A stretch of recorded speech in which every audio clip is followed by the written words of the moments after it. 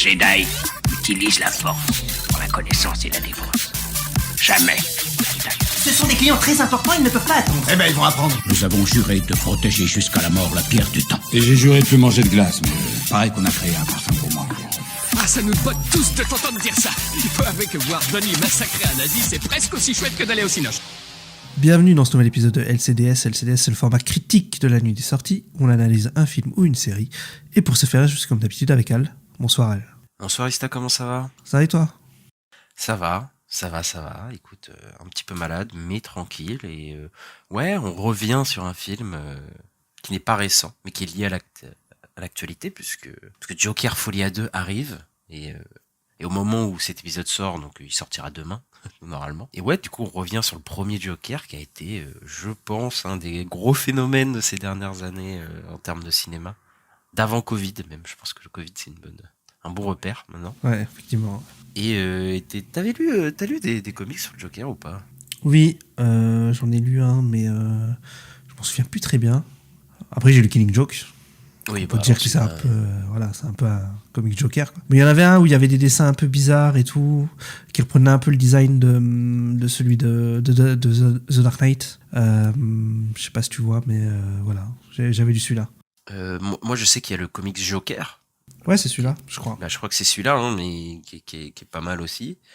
Sur lui, qui est assez réputé, qui est aussi bien noté, j'allais dire, mais aussi bien, il a une aussi bonne réputation que Killing Joke, parce que Killing Joke, je crois que c'est un des comics Batman que les fans de Batman en ont marre d'entendre, je pense. Oui, parce que, et même Alan Moore, je crois qu'il en a marre quand on parle de Killing Joke, je pense. Parce que je pense que c'est un peu surcoté, moi, Killing Joke. C'est plutôt pas mal, hein, c'est une bonne origin story, mais je pense que il a été mis sur un piédestal, au bout d'un moment, c'était insupportable, quoi. Oui, bah il était même été repris. Bah en fait, quand tu vois le film de Burton, t'as l'impression que c'est le seul qui l'a lu. C'est Killing Joke, quoi. Mais oui. Et encore, Burton, il aimait pas les comics. Hein. Enfin, en tout cas, il s'en foutait un peu. Hein. Oui, mais c'est le seul truc qu'il reprend, c'est Joker qui tombe dans la cuve d'acide, tout ça, c'est Killing Joke, quoi. C'est ça, ouais, c'est vrai. Après, techniquement, de Dark Knight, on sait pas. J'en sais pas. Non. Et bon, bah on va s'attaquer à Joker de Todd Phillips. Qu'est-ce que tu peux nous dire, Star, sur la production du film? Et donc Todd Phillips, il a donc réalisé le film et il a coécrit le scénario avec Scott Silver, qui a travaillé sur 8 Mile et sur The Fighter. Ils se sont inspirés des études des personnages des années 70 et des films de Martin Scorsese, en particulier Taxi Driver et La Valse des Pantins, qui étaient initialement attachés au projet en tant que producteur. Scorsese. Ça c'est fou parce que même Scorsese, on parlait qui réalise même le film à un moment. Au tout début, ouais. Ouais, donc voilà. Et puis l'inspiration scorsésienne.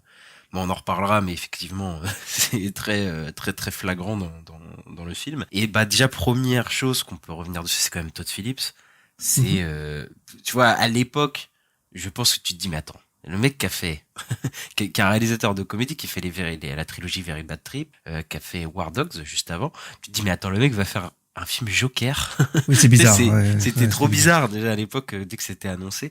Tu les as vus, les Very Bad Trip? Ouais, j'ai vu que le premier. J'ai jamais vu les suites. Je sais que le premier, j'avais vu avec un pote à la fête du cinéma, on avait bien rigolé. Après, les autres, je les ai pas vus. Je sais qu'ils sont moins aimés. Enfin, surtout le 3, je crois. Oui, bah après, ça devient... Voilà, ça devient une formule un peu, tu vois. Moi, j'aimais bien quand j'étais ado. Enfin, après, tu sais, c'est sorti parfait pour moi, tu sais, les Very Bah Bad oui, Trip, c'est ça. parce que les gens de mon âge, à peu près, bah voilà, quand j'étais adolescent, il y avait Very Bad Trip, bah on allait voir Very Bad Trip, c'était drôle, c'était un peu fun, quoi. Après, je pense que si je revois la trilogie, bon, je pense que c'est des films de comédie américaine assez...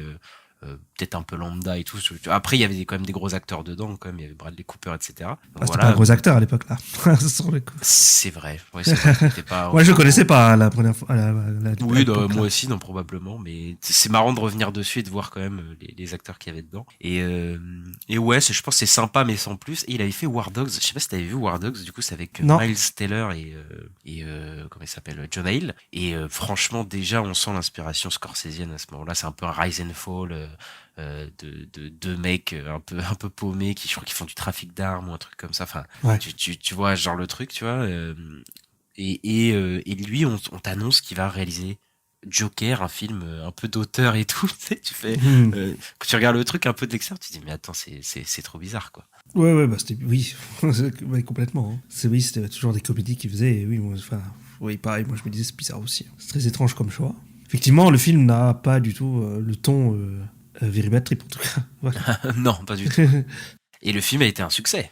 Ah oui, énorme succès. Il a pas coûté très cher, il a coûté 55 millions de dollars et il a fait le milliard je crois que c'était le plus gros succès pour un film R-rated avant cette année où il y a eu Deadpool et Wolverine qui l'a dépassé, quoi. C'est ça. Et il y a même un des films les plus rentables de ces dernières années puisqu'il il a vraiment coûté pas cher, quoi, pour le coup.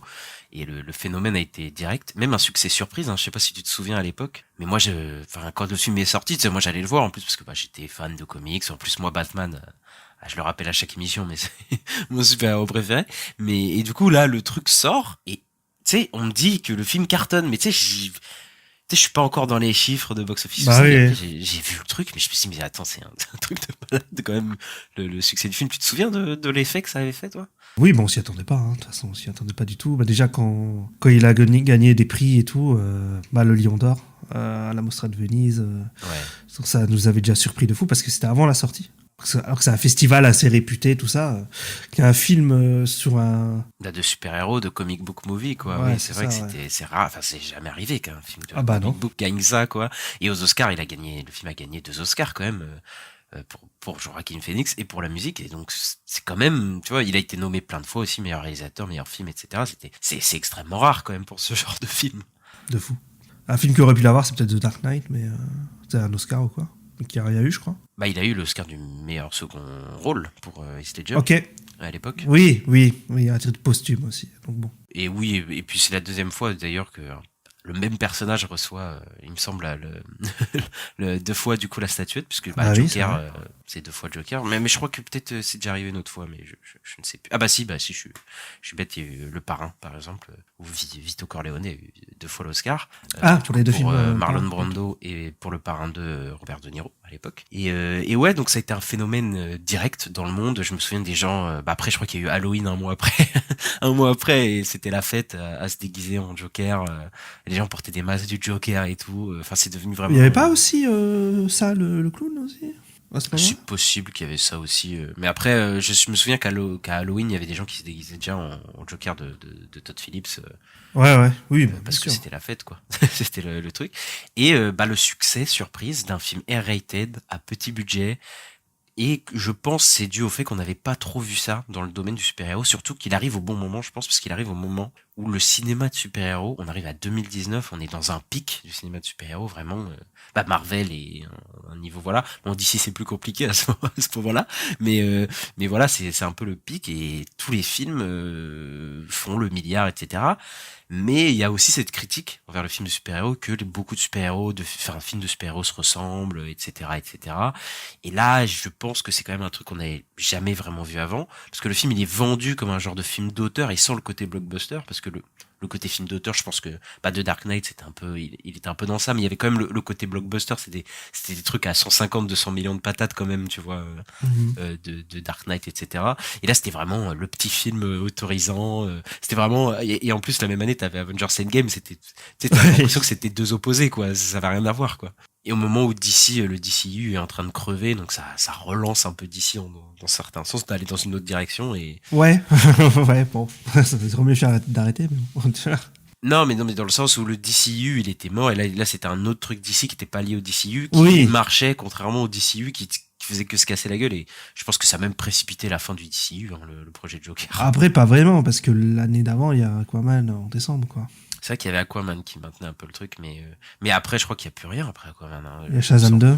Shazam le premier. Ouais, mais c'est sorti en même temps que... Enfin, c'est sorti avant Joker, ça, il me semble. C'est la sortie la même année, mais c'est genre vers peut-être avril, oui, ok, mars, je sais plus. Là, ouais. Ok. Parce qu'après, j'ai pas de souvenir qu'il y ait des films qui aient marché après ça non. Dans le DCU.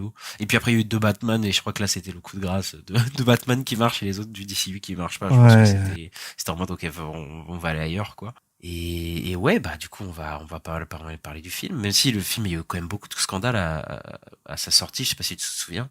Je me souviens d'une histoire, c'est par rapport à une chanson qui était chantée par un pédophile ou je sais plus quoi. Il y avait pas une histoire comme ça?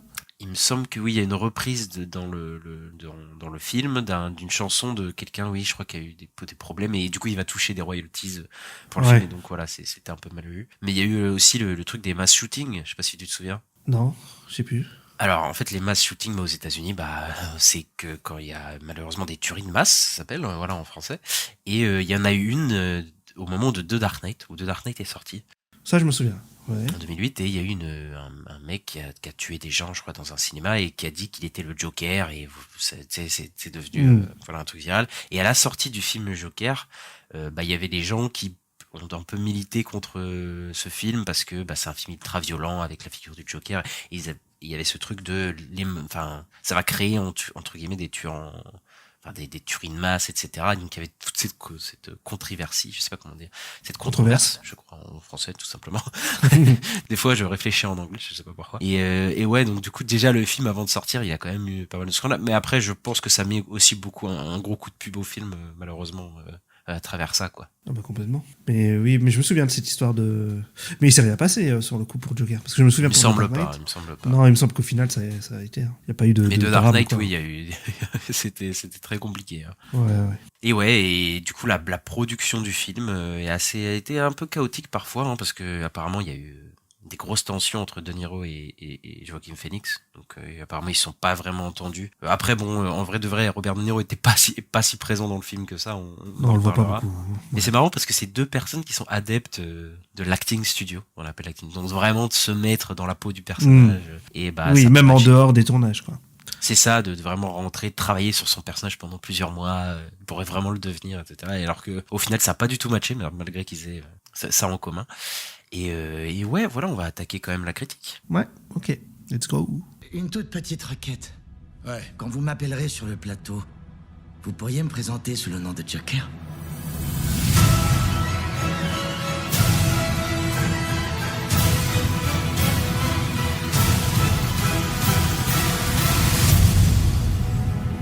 Send in the clowns.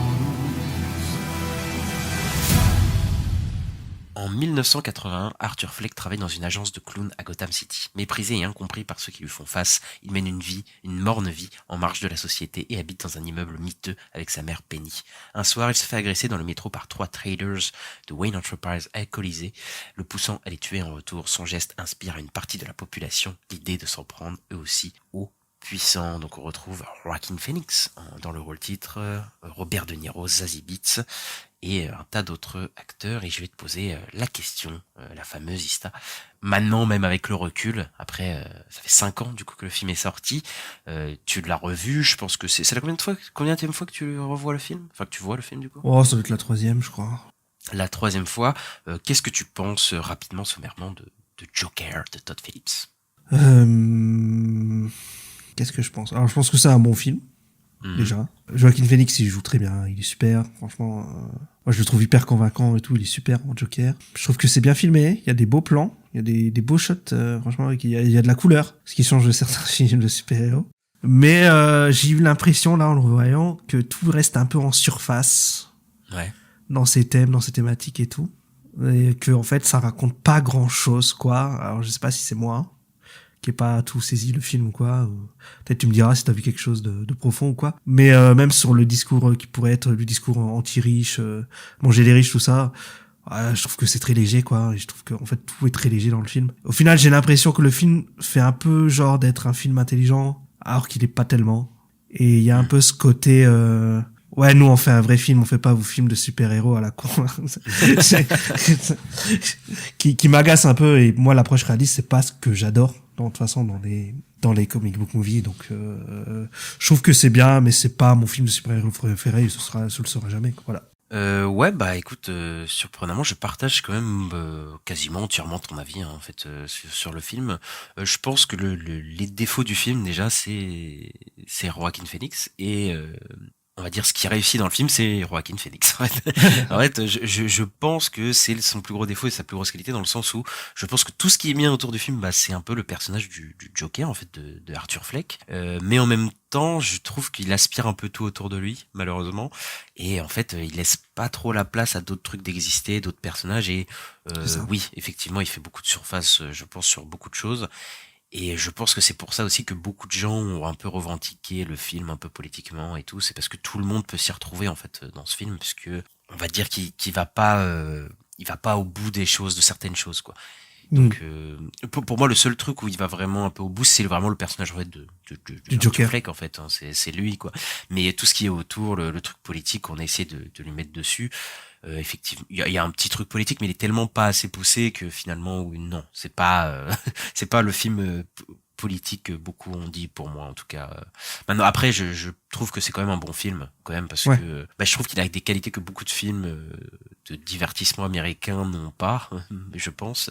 Et tu l'as dit, hein, c'est un film qui est plutôt bien réalisé et qui a des très bonnes références aussi sur quoi s'appuyer.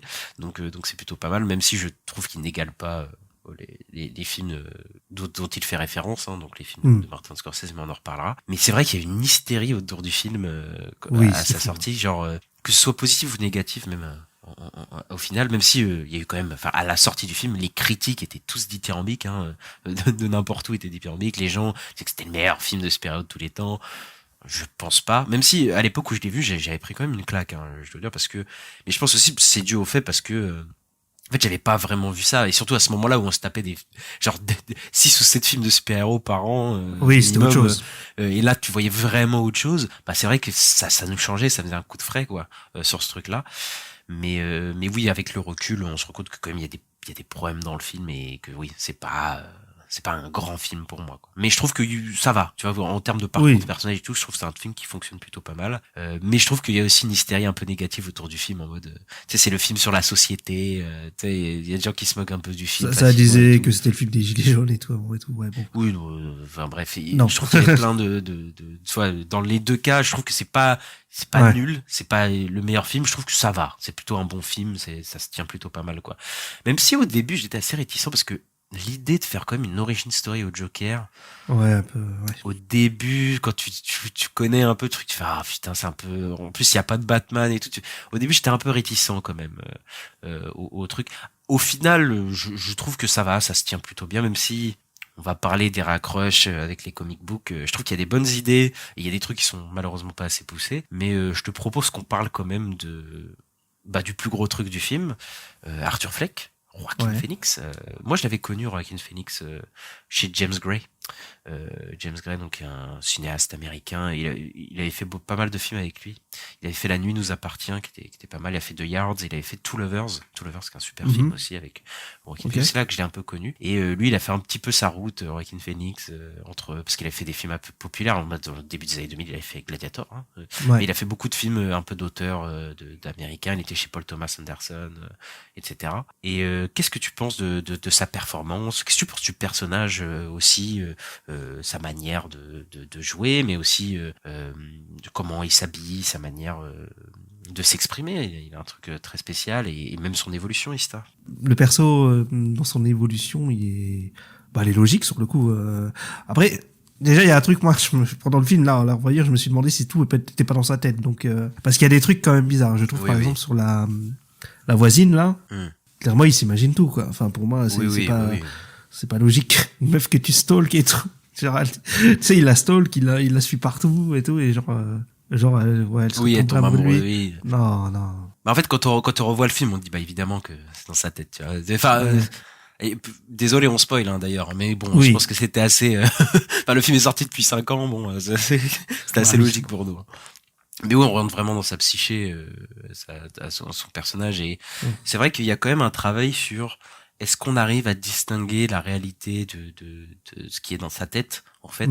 Et il y a plusieurs passages qui sont un peu ambigus parce que la révélation sur sa copine qui n'est en fait pas sa copine, on te le montre vraiment comme une révélation, tu sais.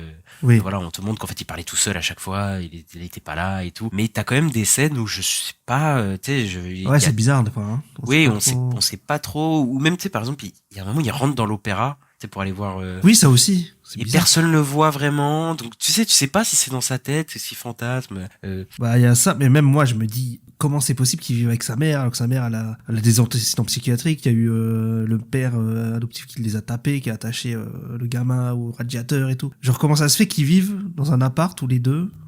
Après ça, s'ils sont dans un truc un peu délaissé, etc. Tu vois, je me dis possiblement le truc avec sa mère, j'y crois qu'il vit avec sa mère, tu vois, pour le coup. Oui, mais comme le gouvernement est au courant et tout, normalement, il aurait dû le mettre en famille d'accueil ou un truc comme ça.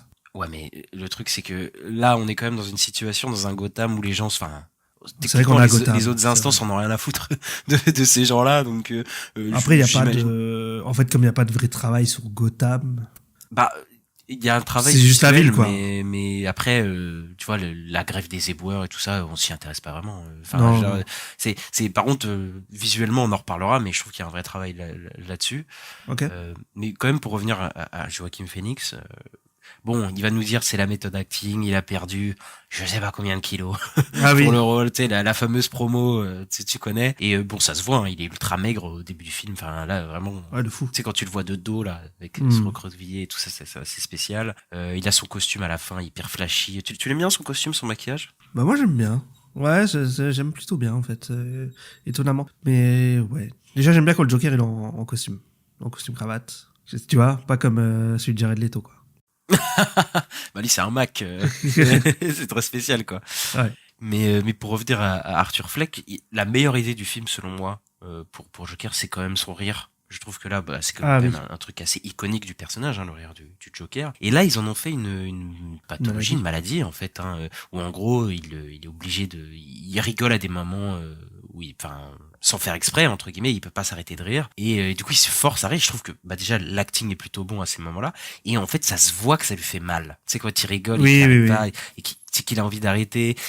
Il y a aussi ces scènes qui sont assez déchirantes où il a envie de pleurer, mais il rigole. Et du coup, Oui, oui. il se force à rigoler, mais il arrive même pas à pleurer et tout. Et je trouve qu'il y a un travail sur son rire qui est très très bon, et même une évolution, puisque en fait, à la fin, il rigole vraiment. C'est dans la dernière scène, du coup, la fameuse dernière scène à l'hôpital. Ouais. Il rigole vraiment. Du coup, et il fait de son handicap une sorte de force. Au moment où du coup il sombre dans la folie, et donc voilà comment son handicap devient après bah ça une part intégrante de sa personnalité, et ça je trouve que c'était pas mal, quoi. Même cette idée de par exemple quand il fait son sketch devant les gens qui rigolent au mauvais moment, et du coup ça montre qu'il est en contretemps, en fait il est pas en rythme avec le monde autour de lui, quoi. C'est vraiment il est un peu à part, quoi, ce personnage. Donc je trouve que c'était une bonne manière de le montrer. Je trouve que c'est un super travail de Joaquin Phoenix là sur ce coup-là, quoi. Ouais, bah, je trouve aussi, ouais, bah, c'est comme quand tu tousses et que t'arrives pas à arrêter de tousser, ça Ouais. m'a fait penser à ça. Mais moi, il y a un moment qui m'a fait tiquer quand même sur cette histoire-là. Ouais. C'est quand il est à son travail, là, quand il se barre de son travail. Non, enfin, il doit aller voir le patron Ouais. et il rigole. Il tourne dans le couloir et tout d'un coup, il s'arrête d'un coup, comme s'il maîtrisait son rire. Et c'est genre vers le, tu sais, c'est pas vers le, Oui, c'est oui, dans le je début vois du très film, bien, quoi. ouais. Et j'ai trouvé ça bizarre. Je dis, mais alors, est-ce qu'on, alors ça veut dire que c'est dans sa tête encore ou quoi? Je sais pas. Après, je sais Ça pas me- s'il le contrôle, son rire, là, à ce moment-là. Je sais pas. Mais c'est marrant parce que ce passage, il est trop bizarre parce que il est, je sais pas, il passe le couloir comme si de rien n'était, tu sais, il rigole Ouais. et puis il s'arrête de rigoler et il part, et je sais pas, je pense que c'est pas fait exprès ou quoi, mais à ce moment-là, j'ai pas l'impression que ça lui fait mal, mais j'ai l'impression qu'il est, tu sais, il est résigné. J'ai l'impression Ouais. que c'est en mode, il rigole, bon, il s'en fout, il traverse le couloir, quoi. Enfin, c'est très spécial, ce moment-là. Ouais, c'était très bizarre. Mais ouais. Par contre, le personnage de Gary, moi, je l'aime bien, mais on le voit que 2 fois dans le film. De Gary, Le nain. oui, le nain, oui. Bah, oui, il y a une scène assez spéciale. Ouais. Mais moi, j'aime bien son travail du corps qu'il a, Joaquin Phoenix, c'est que Mhm. au début, il est un peu frêle, quoi. Tu sens vraiment qu'il est assez faible physiquement. Il est toujours recroquevillé sur lui-même, en boule et tout. Et en fait, plus il avance dans le film, plus il embrasse son côté psychopathe, plus on sent qu'il a vraiment une posture vraiment différente, quoi. Il y a ce moment où il est Ah dans le oui, c'est métro, vrai. par exemple, où il traverse, il le ralentit, il a vraiment une démarche hyper charismatique. En même temps, il allume sa cigarette et t'as plus l'impression que c'est le même Arthur Fleck qu'au début, quoi. C'est vraiment, il a embrassé ce côté psychopathe et ça l'a fait devenir un autre personnage, quoi. Il est vraiment beaucoup plus charismatique, quoi. Oui, bah ça, c'est, ouais, à la fin, quand il assume d'être le Joker, quoi, hein, clairement. C'est ça, ouais, il devient fou, quoi. Il se libère beaucoup par la danse aussi, ça revient pas mal. À chaque fois qu'il y a un acte de violence, etc., il se met à danser, et jusqu'à la fameuse scène de descente aux enfers, entre guillemets, dans les escaliers, où il y a la fameuse scène où il danse dans tout l'escalier où il descend, et ça, c'était une scène qui a Ouais. été beaucoup retenue, où vraiment, bah là, c'est la descente dans la folie, là, clairement, quoi. Et la scène de fin d'émeute, où voilà, il danse devant tout le monde, qui est une scène assez spéciale, parce que ça aussi, je me dis, est-ce que c'est pas dans sa tête, tu vois, à ce moment-là? Parce que c'est très étrange, parce qu'on arrive à la fin du film, il est dans la voiture de police, la voiture de police se fait cracher, Hmm. les gens arrivent à le repérer, à le sortir, d'un coup il y a une foule qui s'amasse autour de lui, tu sais, et puis t'as que de la musique, et tu fais, ouais, ça a l'air d'être dans sa tête aussi, ce moment-là. Tu sais, c'est assez flou, hein, ce moment-là, je trouve. Ouais, c'est flou de fou, enfin, Et donc après quoi, il a été arrêté? C'est pour ça. Pourquoi il a l'asile d'Arkham après? Enfin, c'est étrange sur le coup. Oui, bah là tu sens qu'il y a des ellipses. Enfin, le film veut clairement nous perdre. Oui, oui, il faut. Et d'ailleurs, la musique de. Alors là, attention, il dure Gunadotia. Tu la trouves comment? Je sais que plusieurs fois, je me suis dit, la musique est pas mal. Dans l'idée. Enfin, surtout les chansons. Moi, j'ai surtout retenu plus les chansons. Oui, il y a pas mal de chansons. D'ailleurs, je me suis dit après, ouais, je comprends la logique que le 2, ce sera plus une comédie musicale parce qu'en fait, oui, effectivement, il danse beaucoup et il y a beaucoup de chansons. Donc, c'est logique, en fait. Mais ouais, j'ai trouvé que c'était pas mal. Après, c'est que des vieilles chansons, hein, sur le coup. C'est que des vieux trucs, hein. Non, mais tu sais, t'as des moments, tu sais, quand il tue pour la première fois, ils sont Ah dans oui. une espèce de truc, ils dansent à de la musique un peu spéciale, quoi. Enfin, c'est la musique qui a gagné l'Oscar, là. Et je trouve qu'elle accompagne plutôt bien la folie, la montée crescendo dans sa folie, où le son devient de plus en plus fort, de plus en plus insistant. Même si elle est, enfin, il y a beaucoup de musique dans le film, hein, elle est très omniprésente, hein, quand même. Que ce soit de la musique, enfin, des chansons, qui ont été enregistrés pas pour le film mais voilà qu'ils l'utilisent dans le film et de l'OST. C'est vraiment parce que tu sais il y a beaucoup de gens qui n'aiment pas quand il y a de la musique tout le temps dans les films et Oui. là pour le coup je trouve qu'il y en a pas mal. Ça s'arrête pas quand il tue les premiers, là? Quand il tue les premiers gars du métro? Il y a pas la musique qui s'arrête? C'est possible. Je me que souviens plus s'il y a la musique pendant. Mais je sais qu'après, direct après, enfin, il y a les délires musicaux, quoi. Mais après, moi, comme la musique, je la trouve bonne, ça m'a pas dérangé d'avoir beaucoup de musique dans le film, quoi. Non, moi non plus. Mais du coup, toujours sur le personnage d'Arthur Fleck, il y a un truc qui je sais pas où trop me placer vis-à-vis de ça, parce que ça me dérange, ça me dérange pas. Mais j'ai l'impression qu'ils assument pas non plus à totalement que c'est un personnage un peu antipathique, tu vois. Ils sont obligés de mettre de l'empathie pour lui, quoi, sur ce personnage, pour sa vie un peu nulle, quoi. On va pas se mentir. Moi, j'ai remarqué un truc que j'avais pas remarqué la première fois, c'est que dans son carnet, il y a des femmes nues. Oui, il y a des trucs très bizarres. Hein. Oui. Au bout d'un moment, il tourne et deux fois dans le film. Un truc un peu, tu sais, pornographique et tout. Mais c'est très suggéré. Hein, tu sais, c'est pas trop. Ça passe très vite. Ça passe très très vite. C'est ça. Donc, c'est peut-être pas assez poussé, mais je trouve que le film, il tombe un peu dans le misérabilisme, surtout dans la première partie où c'est un mec malade, il a un boulot de merde, il se fait voler sa pancarte. Tu vois, même son premier meurtre, en vrai, au début, en vrai, il tue 3 mecs, mais c'est 3 traders, enfin, c'est 3 connards, hein, voilà, on va pas se mentir. Ils agressent une meuf avant. Enfin, tu vois, tu sais, il y a tout pour que t'aies une empathie envers lui, quoi, quand même, ce personnage, quoi. Bah, complètement, c'est ce c'est ce qu'ils essaient de faire passer, mais, je sais pas, c'est un peu bizarre, est-ce qu'ils ont vraiment, j'ai l'impression qu'ils veulent nous laisser peut-être le choix, je sais pas. Bah, à la fin, je trouve que c'est un peu mieux, mais au début, vraiment, t'es vraiment ancré avec ce personnage et oui, c'est pas possible de le trouver antipathique vraiment, quoi, au début, en tout cas, je trouve, ce personnage, parce que, bah, oui, il a tellement une vie de merde, il a tellement de trucs, l'État l'abandonne et tout, tu fais, ouais, bon, ok, t'as quand même en empathie, quoi. Mais à la fin, je trouve que ça se brouille un peu plus, parce que, par exemple, bah, les 3 du métro, en gros, il y a un peu un truc de légitime défense, tu vois, oui. Bon, il en poursuit un pour le finir, hein, et tout, et c'est assez violent, mais il se fait agresser. Alors qu'à la fin, Murray, du coup, le personnage joué par Robert De Niro, ça a l'air d'être un connard un peu prétentieux et tout, qui se fout de sa gueule, mais il mérite pas une balle dans la tête, tu vois. Oui, et puis bon, il y a déjà même avant, il tue sa mère, hein, donc. Oui, il tue sa mère, oui, mais sa mère aussi qui a été horrible, quoi. Enfin, je veux dire, tu vois, encore une fois, mais Murray, vraiment, il y a un truc de. Ok, peut-être qu'il méritait pas de crever non plus, pour le coup, quoi. Mais ça c'est un truc très inspiré de Taxi Driver aussi, ça pour le coup, sur le personnage, c'est la montée de la violence dans le personnage, tu vois, où on sent qu'il vrille de plus en plus et il devient de plus en plus violent, quoi, au fur et à mesure du métrage. Mais dans les films de Scorsese, par exemple, pour le coup, à aucun moment il y a de l'empathie pour le personnage, à un moment, quoi. Enfin, il y a peut-être quelques moments, mais oui, il est vraiment assez antipathique, quoi. Il est même très en décalage et tout, c'est assez malsain. Ici, on veut vraiment te montrer l'empathie du personnage, ce qui ne dérange pas vraiment, même si je trouve qu'il force trop, parce que je trouve que le film, ça pour le coup c'est un problème, c'est qu'il est pas subtil du tout. Enfin, sur certains trucs, c'est vraiment les gros sabots, et là-dessus, il en fait peut-être un peu trop pour mettre de l'empathie, quoi. Pour le coup. Après, je me demandais quand même s'il y a pas un shift à un moment où, tu sais, parce qu'il dit qu'il y a le truc qui ferme là, le truc de la psy là, enfin, il dit ouais, comment je vais avoir mes cachets, donc je me dis après, comme il a plus ses cachets, c'est peut-être pour ça qu'il... Oui, bah il arrête clairement de se prendre ses cachets, hein. Ouais. Au bout d'un moment. Bah de toute façon, il y a une lente descente dans la folie. Enfin, il y a plus d'aller, il y a qu'un aller, quoi. Là, à chaque fois, quoi, c'est de plus en plus violent, de plus en plus sombre, quoi. Mais il y a un truc qui a pas mal fait parler, je voulais juste en parler, même si on n'est pas des professionnels, mais c'est que c'est le traitement quand même d'un personnage qui est atteint d'une maladie mentale, voilà, d'un handicap, etc. Et c'est vrai que ça fait beaucoup jaser parmi ces personnes-là, dans le sens où on traite encore un personnage atteint d'une maladie mentale et qui est violent, alors que on sait très bien que c'est pas parce que t'as une maladie mentale que tu vas péter un câble et devenir un psychopathe. On sait que beaucoup de gens sont atteints de maladie mentale et ça se manifeste pas comme ça. Moi, honnêtement, je vois pas le problème dans le sens de traiter quelqu'un de fou, et enfin quelqu'un qui est atteint d'une maladie mentale et qui va devenir un psychopathe. Le problème, c'est quand ça devient presque hégémonique et qu'en fait on voit que ça, quoi, tu vois. Et c'est vrai que beaucoup dans le cinéma américain, on traite rarement des maladies mentales, mais un truc un peu plus, enfin beaucoup moins violent, un truc un peu plus tranquille, tu vois. C'est toujours, oh putain, il est malade mental, il va tuer des gens, quoi. Souvent, il tombe dans la violence et tout. Alors, c'est pas obligé de la représenter tout le temps. Des comme ça, dingueries quoi. comme Jim Carrey dans Full Ride, mais oui. Ouais, mais tu vois, genre, c'est tout le temps les gens atteints de maladies mentales, C'est toujours dans des l'extrême, fous ça, violents, dans quoi. l'extrême, Ouais, c'est ça, ça. tu vois.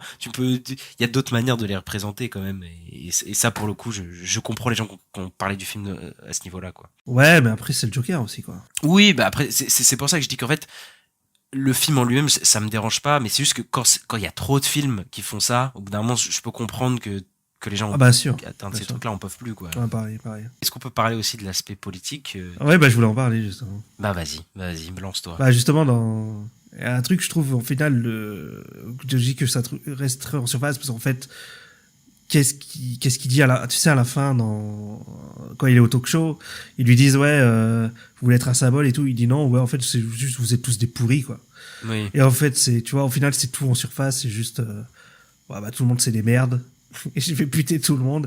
Et au final, ça raconte rien. Il n'y a pas vraiment de message politique derrière, en mode le capitalisme, Thomas Wayne, machin. C'est ça. Mais en fait, il y a toujours un fond politique dans les films. Faut le savoir, les films sont tous politiques. Mais là, pour le coup, c'est un film qui, on va dire, essaye de traiter des trucs politiques précisément, mais ne le fait que par la surface, quoi. Et même si Todd Phillips a dit plusieurs fois en interview qu'il voulait pas du tout faire un film, parler politique vraiment dans les films. Mais bon, au bout d'un moment, mec, pour moi, ça a aucun sens de dire ça, alors que ton film, clairement, il a clairement un fond politique et parle quand même de quelque chose, quoi. Tu vois. Bah ouais. Mais même s'il y a un truc intéressant quand même dans le film, c'est l'iconisation entre guillemets du Joker par le monde, en fait, la foule. Et il devient un peu une icône malgré lui, parce que comme il le dit et comme il est montré, les gens attachent un acte de rébellion et politique à ce que Arthur il a fait quand il a tué les 3 traders de chez Wayne Enterprise. Et tu sais, ils sont en mode revendication politique, on en a marre des riches, alors que lui, techniquement, il les a pas du tout tués pour ça. Hein. C'est vraiment ça. Mais ça c'est intéressant, tu vois, de voir comment des gens peuvent attacher un truc politique à un acte qui est totalement random et tout. Et pareil, il y a une certaine rébellion dans le métro aussi à un moment vers la fin, et qui est pas du tout de son fait politique. Enfin bref, il y a tout ce truc-là. Mais ça rejoint un peu. Le problème du film, c'est que l'aspect politique est pas très poussé, quoi. On s'intéresse pas aux émeutiers, on n'arrive pas, on comprend qu'il y a un ras-le-bol, tu vois, et tout, mais on sait pas il est lié à quoi, pourquoi les gens veulent tuer, les riches, tu sais, c'est très. Ouais. Bah, ça manque de en personnages surface, secondaires. Peut-être c'est un personnage important dans les émeutiers pour qu'on voit un peu le point de vue de ce côté-là, ou enfin. Oui, mais qu'est-ce qu'il revendique vraiment, quoi? Bah oui, on sait parce qu'en fait, la gauche comme la droite, peut revendiquer ce truc-là, parce que il y a des émeutes à la fin, etc. Mais en fait, des émeutes, ça peut être des gens de gauche, d'extrême gauche, de droite, d'extrême. Enfin, tu vois, ça a aucun sens, tu vois, de juste balancer ça comme ça, parce que ce soit droite ou gauche, par exemple d'extrême droite ou d'extrême gauche. Des émeutes parce qu'ils en ont marre des riches, tu sais, tu peux les retrouver, tu peux en retrouver, oui. Tu vois, donc c'est assez flou, quoi, c'est très très flou, quoi, ce truc là. Pourtant je trouve qu'il arrivait à toucher un truc avec le personnage de Thomas Wayne, moi je trouve, pour le coup, où vraiment ils assument que le mec est un connard, tu vois. Oui, ça, ouais. Parce que faut savoir que Thomas Wayne, du coup le père de Bruce Wayne, c'est toujours une image assez vertueuse en général, comme sa mère, etc. Où c'est des gens, c'est des riches, mais il fait tout pour sauver Gotham. Souvent il est représenté en médecin en plus, tu sais, en chirurgien et tout, qui sauve des gens. Il aide les orphelins et tout ça. Donc voilà, c'est vraiment une image très vertueuse.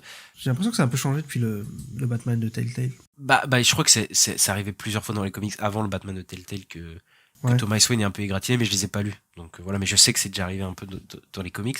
Mais effectivement, le Batman de Telltale Games, donc le jeu, égratignait vraiment à fond, et c'était vraiment une des meilleures représentations de Thomas Wayne à ce niveau-là, le personnage de Thomas Wayne. Ici aussi, là je trouve que vraiment c'est un salaud, enfin tu vois, il y a aucun doute, c'est un salaud de bourgeois, quoi. Il a vraiment un mépris pour les pauvres et tout. Tu sais, il des traînes de clowns, tu vois, il dit putain c'est des clowns et tout. Enfin, et même cette scène qui est horrible où bah justement le Joker arrive à l'opéra et on voit un tas de riches qui sont dans une salle de cinéma ou d'opéra, je sais pas, ils sont tous en train de Charlie Chaplin.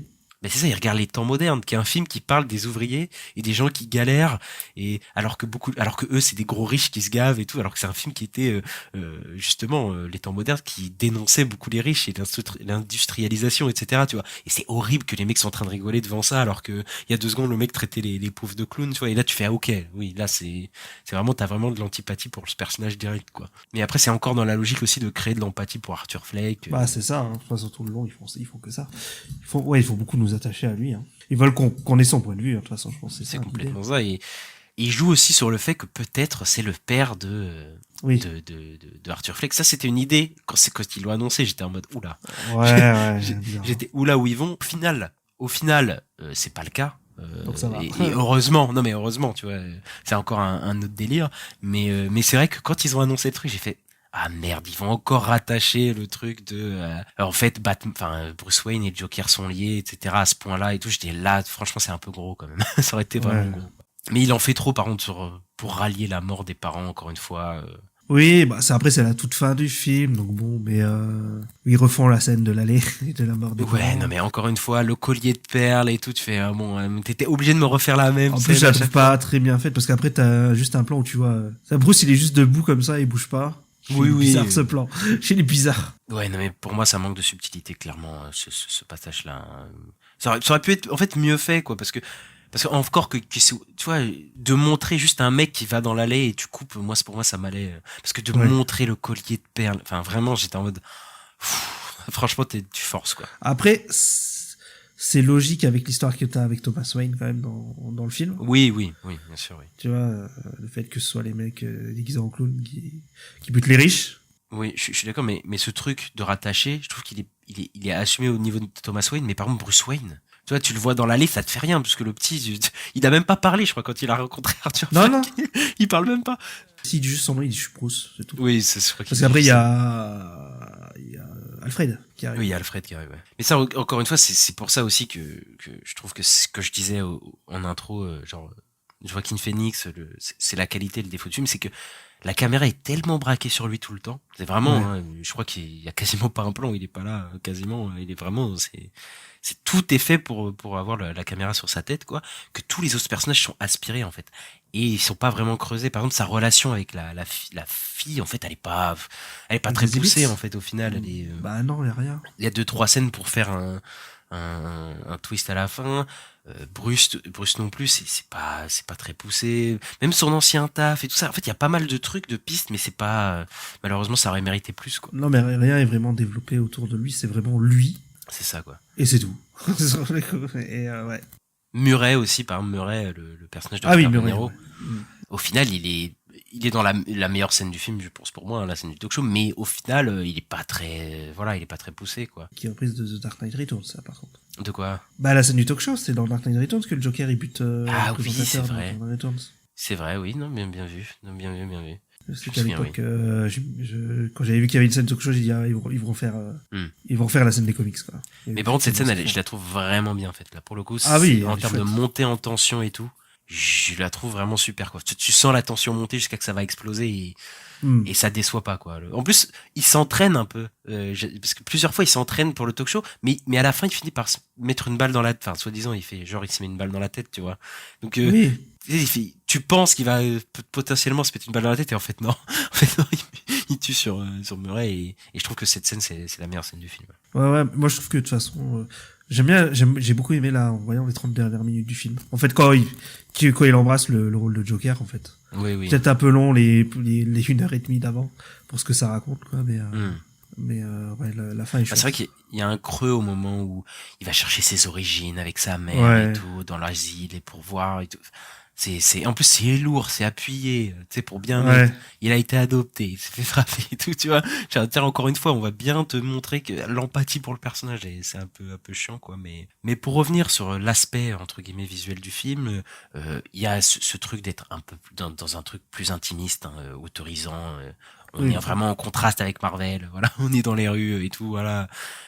Après, je pense que c'est un truc qu'on a tous aimé, c'est que on n'était pas obligé d'avoir 150 millions de dollars pour faire avec des effets spéciaux de partout, pour faire un comic book. Bah ça, je pense aussi merci à des films comme Logan et Deadpool, aussi d'avoir été des films rated à moyen gros budget. Bon, quand même, Logan, c'est assez cher et tout. Mais en tout cas, c'était pas des sommes très fortes, mais qu'on rapportait énormément et qu'on du coup permis à des films rated de sortir, hein, tout simplement. Je pense bah du coup Joker, et d'être un film à plus bas budget. Mais je trouve que juste pour montrer au studio que des films plus bas budget, peut-être qui avaient un autre aspect, puissent marcher, bah je suis content quand même que ce film ait été fait, quoi. Ouais, mais c'est cool. Oui, c'est vrai que ça a montré un peu le chemin pour faire d'autres films rated, effectivement, que ça marche, quoi. Et du coup l'imagerie de cette ville, Ista, du coup il y a des déchets partout. Ouais. Parce qu'il y a une grève des éboueurs, du coup qui est annoncée au début du film. La ville est en train de pourrir, et ça je trouve qu'on le sent vraiment. Il y a ce côté New York des années 70, donc ils ont fait toute une reconstitution un peu de ces années-là. Donc là c'est clairement annoncé comme très scorsésien, hein, dans ces années-là, quoi. Il y a une photo terne, crasse mais très belle. Voilà, qui parfois à certains moments il y a ce côté un peu jaunâtre que j'aime bien. Moi je trouve que c'est plutôt une réussite, hein, en termes de formel, hein, le film, hein. En termes de forme. Oui, dans la forme c'est plutôt bien fait, quoi. Oui, c'est plutôt bien fait. Après, moi, j'avoue que j'ai du mal à reconnaître Gotham quand c'est pas de nuit, quoi. Bah après là pour le coup c'est Gotham, c'est New York, hein. Enfin là Ouais, voilà. tu vois, c'est New York sous des déchets, quoi. Enfin vraiment dégueulasse, quoi, mais c'est New York, voilà. Là là c'est clairement l'inspiration scorsésienne pour le coup, mais oui. Mais je trouve qu'il y a des très bons idées de cadre, d'imagerie. Bah, l'escalier, par exemple, c'est une idée simple, mais c'est une idée qui fonctionne très bien. Il descend l'escalier en dansant, c'est la descente dans la folie. Enfin, voilà, c'est très simple, c'est très con, mais ça marche, quoi. Moi, je trouve ces idées-là, t'as pas besoin d'aller chercher des trucs farfelus, je trouve, et ça marche bien, quoi. Ouais, non, mais de toute façon, la scène de l'escalier, c'est la scène culte du film. Il y en a même, je me souviens, qui allait voir les fameux escaliers. Bah, c'est à New York, je crois, qu'il est. Dans le Bronx, ouais, je crois. Dans le Bronx, ok. Ils se prenaient en photo dessus et tout, etc. quoi. Donc oui, ça a marqué, ouais. Ah bah là, je crois que le tourisme là-bas, il a Ouais. dû bien monter, hein. Il est monté pas mal, quoi. Mais ouais, il y a cet aspect scorsésien qui est complètement assumé, hein. Il y a énormément de références, par exemple à Taxi Driver, donc le coup du pistolet sur la tête, par exemple, où ils font semblant de se tirer dans la tête, bah ça vient de Taxi Driver, hein, du personnage de Robert De Niro. Le côté monté de la violence et le personnage, c'est très Taxi Driver aussi. Il y a aussi de la valse des Pantins qui est extrêmement référencée, dans le sens où Dans le talk show, non? bah c'est ça, en fait, c'est le comique, c'est joué par Robert De Niro à l'époque, qui est fan d'un animateur, du coup, et qui va entre guillemets le séquestrer, etc. Mais c'est un peu la relation Arthur Fleck et le personnage de Robert De Niro, c'est à peu près ça, quoi. Et surtout qu'il reprend Robert De Niro, mais pour jouer pas le comique, mais du coup l'animateur. Et oui, voilà, bah il est complètement assumé, hein, je pense, Ouais. cette inspiration-là. Il y a beaucoup de gens qui ont dit c'était la copie, mais je trouve pas qu'il copie vraiment les plans. Je trouve qu'on sent vraiment l'inspiration, et il y a des persos un peu similaires, mais je trouve pas que c'est exactement la même chose là pour le coup. Je trouve que les gens qui ont dit que c'était une copie, c'est un peu de la mauvaise foi quand même. Parce qu'après sinon tu rentres dans le fameux qu'est-ce que le plagiat et tout, et je trouve qu'il y a plein de films qui s'inspirent énormément de certaines choses. Je trouve pas Mais loin, fondamentalement que c'est la même chose, quoi. On peut aller loin comme ça après. Oui, bah c'est ça que tout aussi, est de la un copie, peu. quoi. Ouais.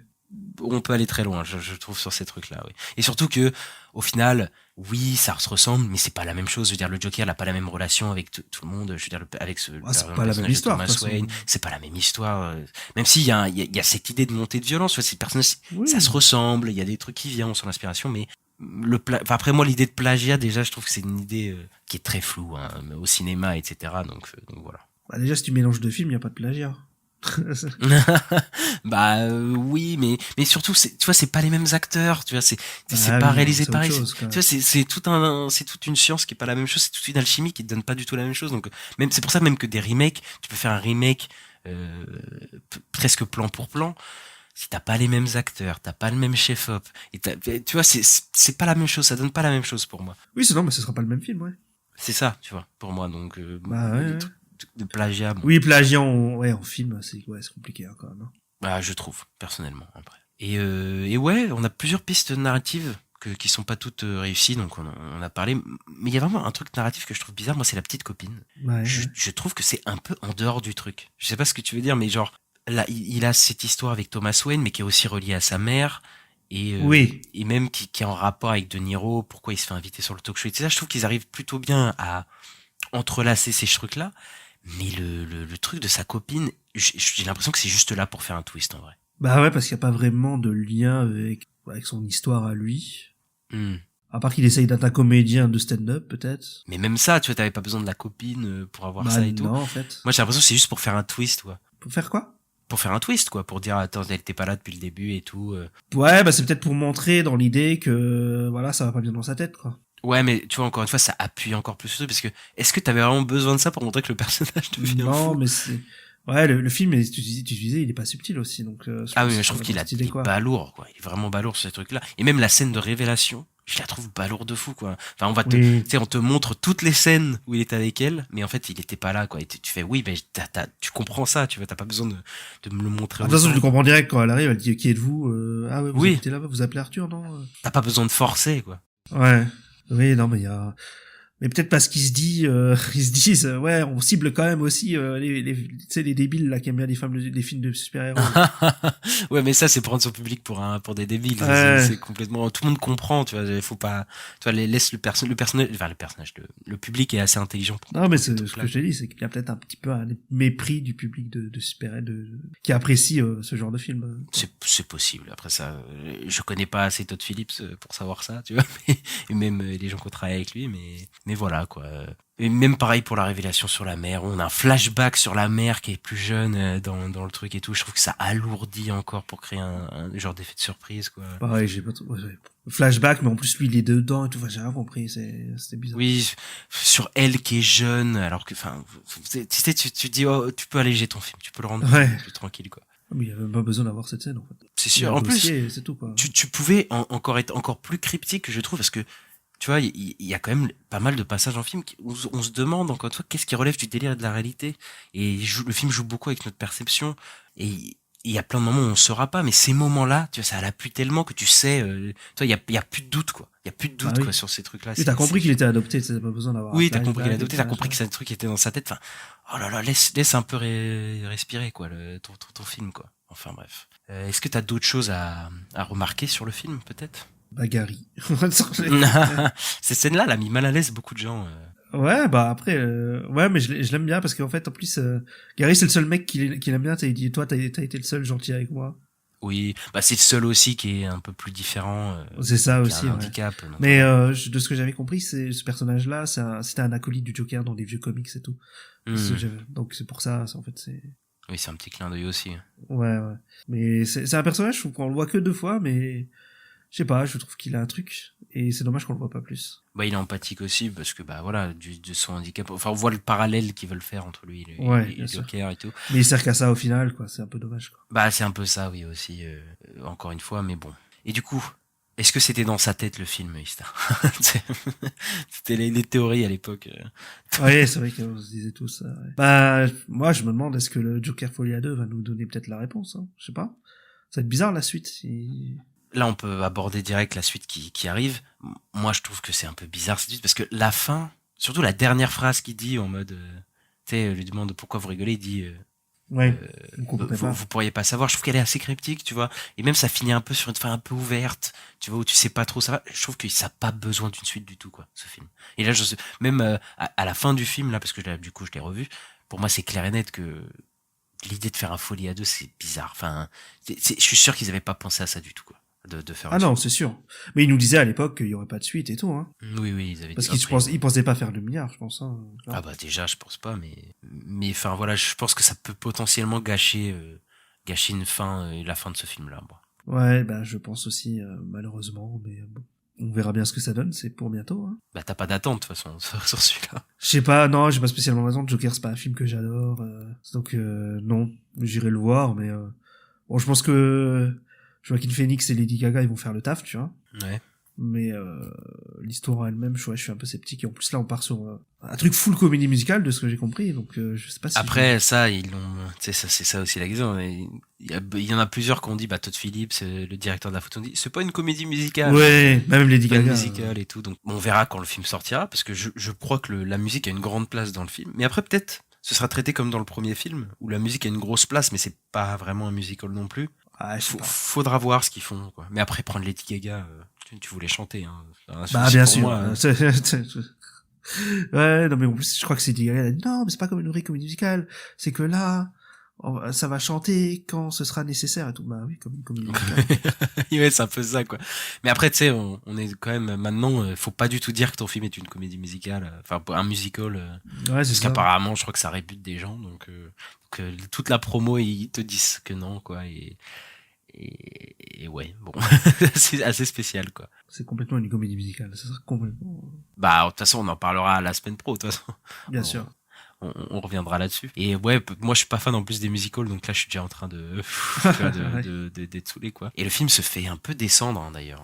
Ouais, il a des retours pas ouf. Pour l'instant, il y a pas eu de Rotten Tomatoes encore, je crois. Il y a pas eu de Je de crois sortie pas. presse. Mais il y a déjà des gens qui l'ont vu, même en France, hein, et il y a certains influenceurs qui l'ont vu. Et ouais, j'ai vu des avis très mitigés autour du film. Donc ouais, à voir. Et puis les trackings, ils sont pas ouf non plus. Hein. Je viens de vérifier, il est à 63% sur Rotten Tomatoes, donc il est pas, Ah ouais, c'est pas la folie, tu vois, c'est assez mitigé, quoi. Mais là, tu vois, j'ai vu le premier, il est à 69%, il est pas si ouf, hein, en termes de review, hein. oui, c'est vrai que la presse l'avait pas forcément plus apprécié que ça. C'est plus les. Bah, c'est plutôt positif, mais Oui, voilà, c'est pas non plus. c'est pas le truc de fou non plus, quoi. Même si à la sortie du film, parce que peut-être aussi il y a beaucoup de reviews qui sont venus après, mais à la sortie du film, c'était une dinguerie. Même en France, les critiques françaises étaient dithyrambiques, hein, je me souviens. Ouais, c'est possible. C'est plus les critiques qui sont venues après, effectivement. Que les premières critiques étaient vraiment positives. Mais là, il est en dessous, en tout cas, hein, quand même. Et voilà, pour finir un peu mon avis sur le film, je pense que c'est un film qui est assez intéressant, surtout pour son personnage principal, mais c'est un peu le problème, c'est qu'il aspire un peu tout. Il est tout le temps au premier plan, et du coup ça fait que le propos du film, les autres personnages sont un peu aspirés par lui. Mais je trouve que c'est un film qui était assez unique, en tout cas au moment où il est sorti. Donc pour ça, je trouve que voilà, c'est un peu un marqueur de son temps aussi, Joker. Je trouve pas que c'est le meilleur un des meilleurs films de super-héros de tous les temps. Je trouve pas que c'est une sombre merde qui dit non, c'est c'est un aucun film de des deux. société. Mais je trouve que c'est un plutôt bon film sur son personnage. Mais voilà, je trouve que ça s'arrête là, quoi. Ah, pareil, c'est un bon film, mais ça s'intéresse qu'au Joker, ça s'intéresse à rien autour, donc bon, c'est. En fait, c'est sympa à voir une fois, mais bon, après, y a pas grand chose à analyser autour, je trouve. C'est ça que j'allais dire, c'est que le revisionnage, à chaque fois, enfin, tu sais, quand tu le revois, il est un peu moins bon, je trouve. Enfin, ouais, c'est ça. Le revisionnage est moins bien, tu vois. Ouais. Et en parlant de Joker, quel est le meilleur Joker? Qui sont les meilleurs Jokers pour toi, Ista, du coup? Parce qu'on a eu celui de Romero dans les années 60 de la série. On a eu celui de Jack Nicholson, on a eu celui de la série animée, doublé par Mark Hamill. Et on a eu Heath Ledger, on a eu Jared Leto, même si on essaie de l'oublier. Et on a eu quand même, du coup, celui de Joaquin Phoenix. Et potentiellement celui de Barry Keoghan dans la suite de The Batman, on verra. Faut choisir cela. Ouais, quel est ton préféré plutôt, parce que bon. Je sais pas, moi j'ai un vrai attachement à celui de Nicholson parce que c'est mon film d'enfance. C'est après celui de The Dark Knight, de Heath Ledger, il est super. Hein. Ouais. Mais ils sont tellement différents, je sais pas. Je sais pas. T'as du mal? Bah ouais, parce que moi Nicholson, Ledger et Joaquin Phoenix, je les trouve tous légitimes, quoi. Donc après on peut tous s'accorder au moins sur le pire, alors. Bah, le pire c'est Jared Leto. Ouais, Jared Leto, c'est compliqué, hein. Ouais. C'est très compliqué. Moi, mon préféré, bon, c'est Heath Ledger. Je pense que là, Ouais. pour moi, c'est assez clair. En tout cas, au cinéma, c'est assez clair quand même, parce que j'aime beaucoup Jack Nicholson, mais il fait un peu du Jack Nicholson. Voilà, il a ce côté. Bah, c'est vraiment un clown. Voilà, pour le coup, Ouais. c'est vraiment un clown un peu loufoque. Là où vraiment Heath Ledger, je trouve qu'il est allé dans quelque chose que j'ai rarement vu. J'ai même quasiment jamais vu comme ça, quoi. Je trouve un personnage qui est caractérisé uniquement par un seul trait, quoi. C'est le chaos et c'est tout, quoi. C'est tout ce que tu sais du personnage. Et je trouve qu'il arrive à incarner quelque chose avec si peu, enfin, qui est assez fou, quoi.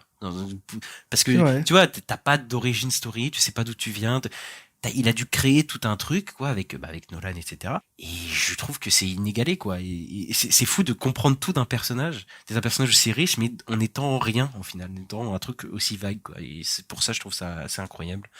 Mais sinon, Mark Hamill, quand même. Mark Hamill est... Bah moi j'ai pas connu Mark Hamill, j'ai plus connu c'est qui fait la voix, c'est Piraté. Je crois que c'est Piraté. Oui, Piraté qui était incroyable aussi, tu vois. Bah voilà, ouais. Mais tu vois, en grandissant, j'ai commencé à regarder la VO, etc. Et ouais, Mark Hamill, il avait vraiment quelque chose, quoi, dans la voix. Ok. Bah j'ai jamais vu en VO, mais ouais, moi je crois quand même que dans ma tête le Joker là de base, c'est celui du dessin animé. Hein. Oui, c'est celui de la série animée. Hein. Bah celui de la série animée aussi qui est super, qui est génial et qui est ma vision en fait du Batman et ma vision du Joker parce que c'est oui, bah c'est un peu la vision de vision grand public de Batman pour le coup. Et voilà Ista. Et qu'est-ce qui sort la semaine pro? De toute façon Joker Folie à 2 qui sort Folie à 2. Et du coup, on va se quitter là-dessus, puisqu'on reviendra pour parler de Joker Folie à 2, mais aussi on va revenir très bientôt pour parler du Seigneur des Anneaux, Rings of Power, la saison 2, avec un invité. Et d'ici là, on espère que tout se passe bien pour vous. N'hésitez pas à mettre le petit pouce en l'air et 5 étoiles selon votre plateforme d'écoute, parce que ça fait toujours plaisir et ça nous aide beaucoup pour le référencement. N'hésitez pas à vous abonner, à nous suivre sur les réseaux sociaux @la nuit des sorties, donc sur Twitter, sur Instagram, sur TikTok et sur YouTube, etc. Et on se retrouve très bientôt, Ista. Ouais, à bientôt. Ciao, ciao.